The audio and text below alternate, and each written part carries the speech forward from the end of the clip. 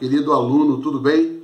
Vamos falar agora sobre tratados e limites, né? Os tratados celebrados entre a coroa portuguesa e a coroa espanhola sobre os limites territoriais dentro da América Latina, né? Mas antes de chegarmos a falarmos sobre esse momento, vamos lembrar que em 1967, né, Brasil, Argentina, Paraguai, Uruguai e Bolívia criaram um comitê, né, internacional coordenador dos países da Bacia do Prata, cujo objetivo era a utilização dos recursos hidrográficos dessa região, sem causar transtorno, né, entre os países, sem causar nenhum conflito, e alguns resultados muito práticos foram vistos, principalmente com a criação das pontes de amizade, né, as usinas hidrelétricas, a maior dela, a usina de Itaipu, né, com o objetivo de evitar conflitos, porque essas bacias hidrográficas são muito grandes, né?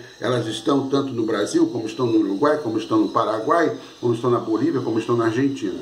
Mas a verdade é que nem sempre foi assim, né? A gente lembra que o primeiro tratado celebrado entre as coroas ibéricas foi o Tratado de Tordesilhas, em 1494, que já estabelecia, né, os domínios territoriais português e os domínios territoriais espanhóis, com o objetivo de evitar um conflito entre essas duas coroas ibéricas e, né, católicas e religiosas. Daí a interferência da igreja, né, nesses tratados para evitar esses conflitos. Bom, mas o Tratado de Tordesilhas, você sabe que ele acabou perdendo um pouco da sua validade quando veio a união das coroas ibéricas, quando a coroa espanhola acaba, né, também dominando a coroa portuguesa, formando uma única coroa entre os países ibéricos, entre os anos de 1580 e 1640.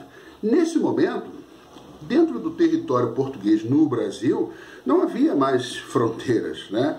Se aquele território também pertencia à Espanha, os bandeirantes, principalmente, passaram a passar do Tratado de Tordesilhas, daquelas fronteiras, e conquistar novos territórios dentro da América, expandindo assim os domínios portugueses, né? Você sabe que os bandeirantes foram responsáveis pela descoberta de ouro, não só em Minas Gerais, mas também em Alagoas e outros cantos aí do Brasil.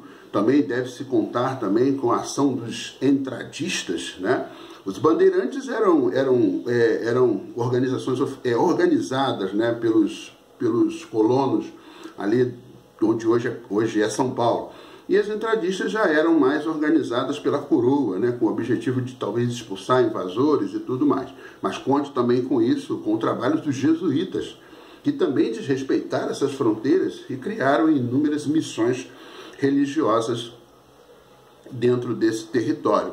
Logo depois, né, veio a pecuária, que vai usar novos campos, e o território que antes era um território menor de Portugal vai se alargar. Porém, em 1640, quando acaba, né, a União Ibérica, precisa se rever novamente esses territórios. E aí começam-se novos conflitos, porque os portugueses vão se estabelecer pela primeira vez numa colônia chamada Sacramento, lá no Rio Grande, onde hoje é o Rio Grande do Sul, né? Um lugar extremamente estratégico, porque fica bem na bacia, né, do Prata, ou no estuário do Prata, que divide hoje, né, o Uruguai e a Argentina, né, Montevidéu e Porto Alegre, né, divide ali Buenos Aires, né, divide ali essas duas capitais. Só que nesse tempo, aquela área era uma área extremamente estratégica tanto para portugueses como para espanhol. Por quê? Porque o ouro explorado em Potosí, ele escoava por ali. Imagine você, né, os espanhóis tendo que dar uma volta grande pelo Pacífico até chegar na Europa, podendo descer ali o rio Paraguai e chegar ali no estuário da Bacia do Prata e dali alcançar o Oceano Atlântico. Então, quem estivesse estabelecido naquela região certamente estaria num ponto estratégico muito bom, né, que não só controlava, né, o avanço da Espanha, no caso, né, os portugueses controlariam o avanço dos espanhóis pelo sul do país, como também controlava ali a pecuária, como também controlava a prata que descia ali naquela região, né, para sair ali no Oceano Atlântico. Então, era óbvio que essa área seria, né, um espaço de grande conflito, e aí se deu talvez um dos primeiros tratados interessantes, porque se em 1680, né, os portugueses se estabelecem, criam ali a primeira colônia, em 1681 os espanhóis já tinham tomado de volta. E aí é necessário criar-se um novo tratado, que é o Tratado de Lisboa, né, que vai entregar novamente, ou entregar na mão dos portugueses definitivamente essa colônia. Esse tratado foi feito em 1681 e evitou naquele primeiro momento, né, um conflito armado. Porém, né, esse tratado não vai ser suficiente e outros tratados vão ter que ser celebrados entre essas duas coroas, e a gente vê isso num próximo vídeo. Valeu?